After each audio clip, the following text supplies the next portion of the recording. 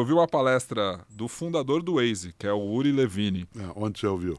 lá em Austin, no SXSW, que é um evento que eu vou todo ano de É uma bolha lá? criatividade. É uma super bolha. É uma bolha que se discute o futuro a partir de quem tem acesso à tecnologia, né? Se fala muito sobre inteligência artificial, e aí tava lá o fundador do Waze, que hoje ele é palestrante, também tem um livro muito conhecido. Ele vendeu o Waze pro Google lá em 2011, se não me engano, 2012, mas ele tem um livro que chama Apaixone-se pelo problema e não pela solução. Porque ele mentora também o cara que cria uma startup ou cria uma solução para o mundo, ele tem que ser mais apaixonado pelo problema do que pelo que ele está oferecendo. Se ele for só apaixonado pela solução, aquilo é refutado.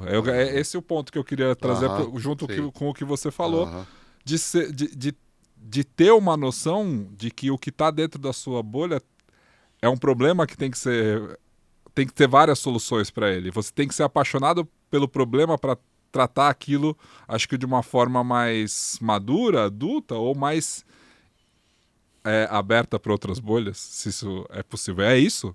Acho que ela é mais ponderada. É. Tem que ter mais ponderação.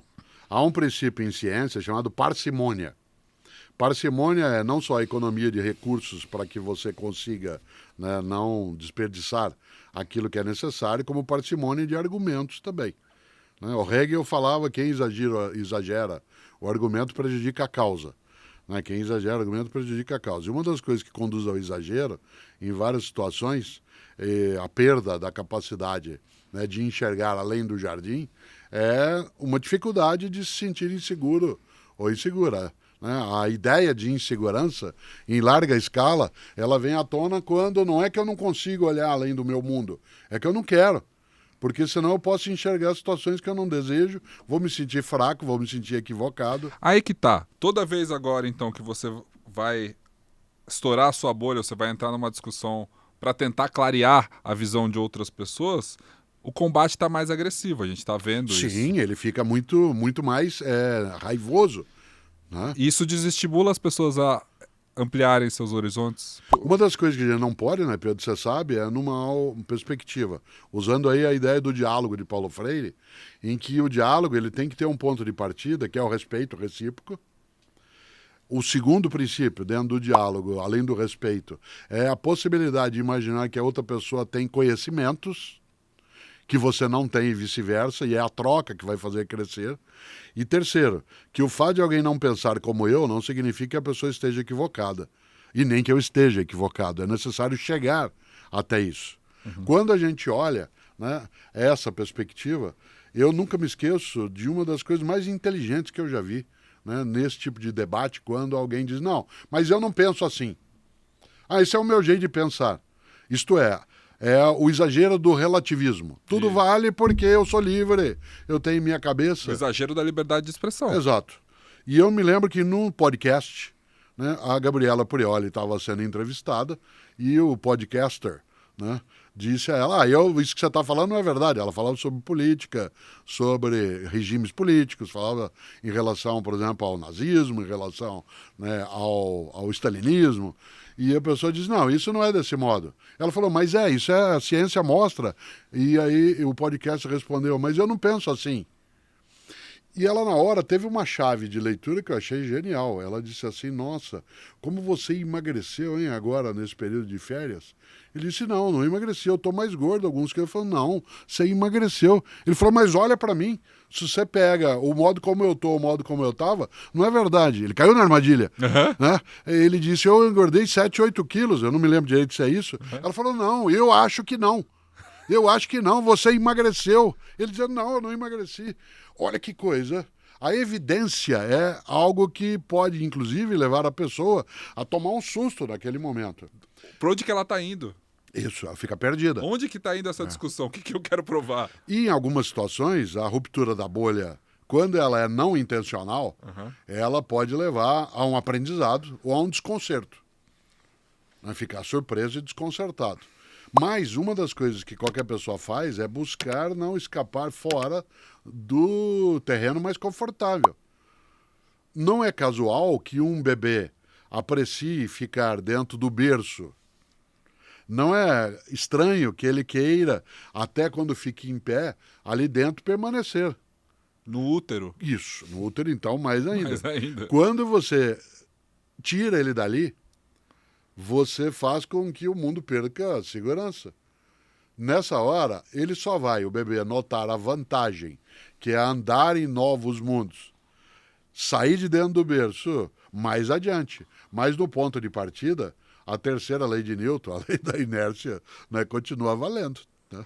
Eu gostei que você citou a Prioli, porque eu ia citar o Karnal, né? Porque a gente tem o prazer de conhecer e eu já tive o prazer de conversar com ele algumas vezes.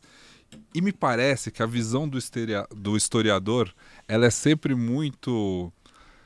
Nós já tivemos outras experiências na história. Isso aqui já aconteceu. Eu gosto muito das coisas que ele escreve e das palestras, dos vídeos e das coisas que ele fala, mas eu sinto sempre que ele tem uma paz, porque como ele é muito conhecedor da história, ele entende que esse momento, quando nós conversamos sobre a polarização, ele falou, olha, a sociedade já teve momentos de polarização como esse, daí lembrou, enfim, não só da Alemanha nazista, que seria a referência mais próxima de tudo, ele lembra de outros momentos, assim, e eu acho isso fantástico, na verdade, mas para se manter a calma nesse momento, a minha pergunta é, a gente tem que só estudar a história, aprender com o passado para entender o futuro? Olha, a história, ela, em tese, ela não lida com desejos que possam ser realizados. Você tem essa sensação quando você conversa com ele também? Não, eu tenho a sensação, às vezes, porque nós somos de áreas diversas, mas com sintonias. A filosofia não lida necessariamente com fatos. A história, sim. A ciência da história, do produto histórico, da elaboração da história como conhecimento organizado, lida com fatos. Né? Não lida com desejos, necessariamente. Embora a gente saiba que a história é feita pelo vencedor, etc., toda a ciência histórica busca hoje cruzar, né, múltiplas fontes para não cair numa única bolha, que é ou a do vencedor ou a da elite. Né? Vez ou outra, não é só em relação ao Karnal, outros ótimos historiadores como ele, né, passam uma certa tranquilidade, quase que num argumento que a gente chama de argumento de autoridade, mas aqui não obrigatoriamente negativo, que é assim, não, isso já aconteceu antes. Médico faz isso às vezes. Não, na minha experiência, isso não é assim. Né? Ou engenheiro, que você pede para ele fazer uma vistoria, não, isso aí não vai cair. Eu já vi outros lugares. Não há como você fazer uma projeção, um prognóstico, se você não olhar o que já foi. Então, no campo da história, isso é muito mais evidente. Claro que na filosofia a gente tem uma margem maior para o delírio. Né? A gente tem um campo maior para a imaginação solta, né? Aquilo que você chama de liberdades adquiridas. Mas em outras áreas, não necessariamente. Como a filosofia não é uma ciência prática, né? E nem ela lida com o factual estrito senso, né? Acaba se tornando uma bolha, inclusive, que é mais fácil de ser rompida. Tanto que quando a gente estuda filosofia, a gente estuda a história da filosofia, e o que a gente estuda na história da filosofia é exatamente pessoas que têm pensamentos divergentes, mas que você pode organizar por bolhas. Você pega de Platão e Aristóteles, para eu pegar 2 a 2.400 anos, e construa uma corrente de Platão pelo idealismo, né? Pela noção de que as ideias que são hegemônicas, válidas, que o mundo material não tem importância. Eu venho assim, se eu estou esticando agora a minha mão, fazendo um caminho com ela. Platão, Agostinho, olha que coisa, vou seguindo, né? Vou chegar a Descartes, vou a uma parte do Kant, chego até Edmund Husserl, por um lado. Na outra estrada eu vou um pedaço com Aristóteles, aí eu pego um pedacinho de Tomás de Aquino, vou até a Francis Bacon, caminho de novo ao Kant, que juntou os dois lados, desago no Augusto Comte no século XIX. Será que eles estão na mesma bolha? Se eu perguntasse ao Comte se ele era um empirista, talvez ele não tivesse essa mesma percepção. Por que eu estou dizendo isso? Porque a filosofia é um pouco mais livre, né? Porque menos compromissada com o concreto. E aí, o estudo do pensamento filosófico, ele é, de uma certa forma, quebrador de algumas bolhas. Vou dar o exemplo máximo disso. Aristóteles, que eu mencionei, foi aluno de Platão por 20 anos. E o que ele construiu, uma concepção contra Platão, contra o seu mestre. O pensamento aristotélico parte de Platão para negá-lo. Isso em filosofia é considerado não uma do jogo. deslealdade. É do jogo. Não é deslealdade. É uma contribuição para o isso, engrandecimento da filosofia. Né? É uma forma de virtude. A ação aristotélica é virtuosa. É engraçado porque aí, lembrando de uma outra conversa que eu tive com o Clóvis, durante a gravação de um curso dele, Clóvis de Barros Filho, que era uma aula sobre Kant, e ele explicou de uma forma que para mim fez todo sentido. Toda a complexidade de Kant, de um jeito lúdico, falando sobre a metafísica dos costumes, que é um conceito extremamente complicado, que é um livro do Kant, e a conversa, depois eu estava dando carona para ele, e aí a gente teve a seguinte, que eu falei, professor, eu adorei essa aula, achei que ela ficou muito clara, mas eu nunca vou ler Kant. O que eu entendo que Kant falou é o que você me falou. Então, se você tivesse inventado tudo isso, eu interpretaria como isso é Kant, porque eu não tenho o brio suficiente de ir lá e abrir essa página e ficar lendo até entender, né? Que é justamente uma das falas famosas dele. Ele falou, é isso mesmo. É isso. Mas você tem hoje ferramentas no mundo digital de verificação da veracidade. Sim. Né? Você pode, por exemplo, pegar uma fala minha ou de quem for e submetê-la a um dos chats que hoje aí estão para ver se ele comprova que aquilo de fato era o pensamento do Kant. A questão é que a gente também desconfia dos chats, porque eles também cometem equívocos. Então eu tenho e a gente pode desconfiar da tradução do Kant, porque eu não vou ler lá em alemão, né? Eu vou ler de alguma versão que vai chegar até a mim. Mesmo as bolhas e todas as interpretações que a gente tem de mundo são divisões interpretadas. Elas são a possibilidade, sim. Não existe realidade. Esse é um conceito um pouco mais difícil de se aplicar. Né? Aliás, quem usou a expressão foi Zenão, um pensador pré-socrático, que disse que a realidade era ilusória e o movimento também.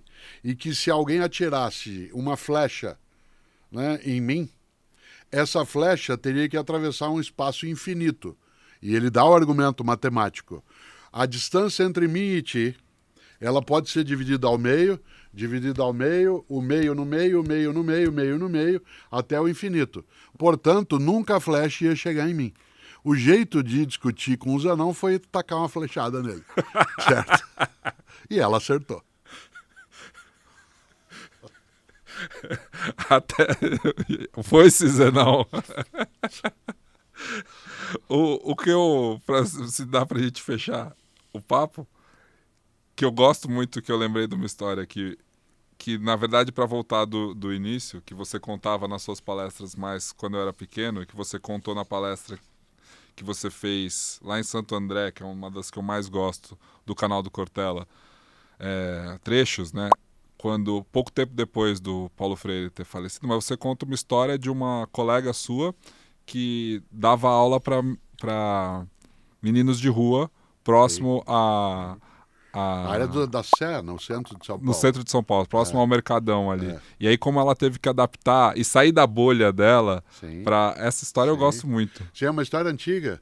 Ela foi relatada pela professora Maria Estela Graciani, que é uma especialista naquilo que se chamaria de pedagogia da rua também, né, que é o trabalho com crianças em situação de risco, que vivem em situação de rua, e que não estão dentro da escolarização formal do mesmo modo. E ela, né, um dia ela estava, né, ali com eles, na região da Central de São Paulo, sob um viaduto, né, tentando ensiná-los, dar aula. E dizer, a gente não quer não, a escola não tem nada a ver com a gente.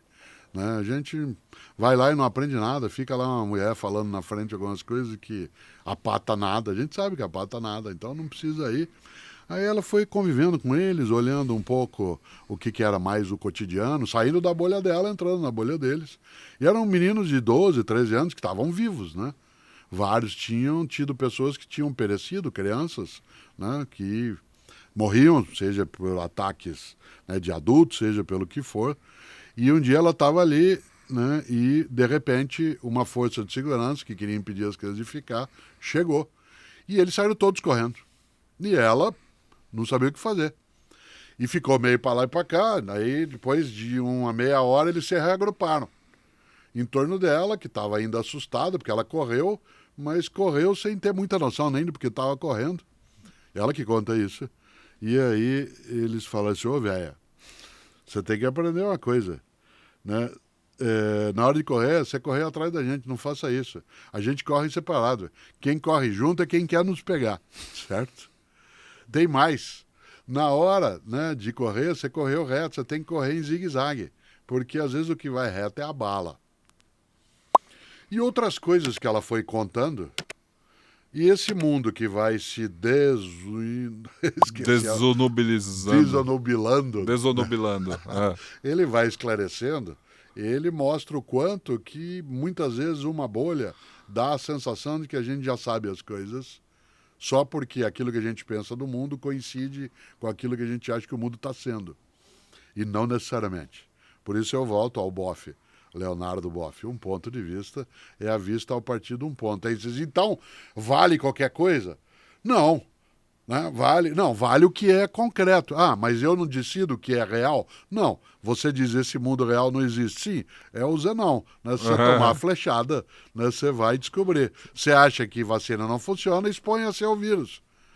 Você acha que a Terra é plana? Lamento, não tem como comprovar, a menos que você consiga carona num dos novos foguetes, né, que você saia do planeta para poder enxergá-la. Né? Ah, você acha que, né, o ser humano não for à Lua? É muito fácil você ter descrença quando aquilo é improvável, que não dá para provar. Né? Porque o custo é alto de provar. O que eu digo sempre, Pedro, é que eu dificilmente encontrei alguém que negasse, por exemplo, a lei da gravidade. Diz, não, isso aí é gente que diz que a lei da gravidade existe. É só você se jogar, jogue-se da altura e você vai ver se ela existe ou não. Vai ter o mesmo raciocínio dizer não. Vai se parecer a um filósofo. Morto. É.